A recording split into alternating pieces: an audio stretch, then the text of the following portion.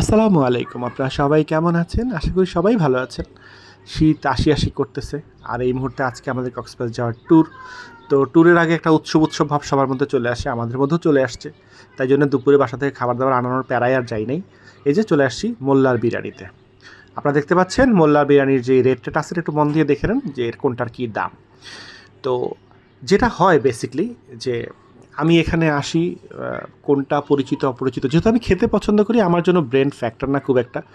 তো এখানে এসে দেখলাম যে আমি মোটামুটি সবগুলিতে আমার খাওয়া হয়ে গেছে। একটা হচ্ছে গরুখোর যেটা আমি খাই নাই। আর এটা হলো মোল্লা বিরিয়ানি এটা আমার খাওয়া হয় নাই। তো যেহেতু যেই ভাবনা সেই কাজ যেটা নতুন কিছুতে খাই তার জন্য আজকে ঢুকলাম মোল্লা বিরিয়ানিতে।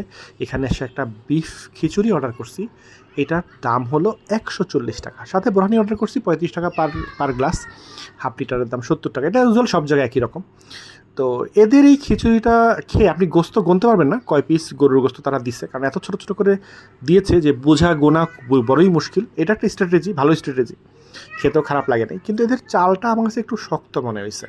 হ্যাঁ, এছাড়া টেস্ট ঠিকঠাকই আছে, তেল একটু বেশি মনে হয়েছে, কিন্তু এমনি খিচুড়ি তো খিচুড়ি, কিন্তু হয়তো আমি একটু সাদা মাঠা খাবার খেয়ে অভ্যস্ত দেখেই কিনা আমার কাছে তেল একটু বেশি মনে হয়েছে, প্লাস একটু শক্ত শক্ত লাগছে। এছাড়া ওভারঅল ঠিকঠাকই আছে।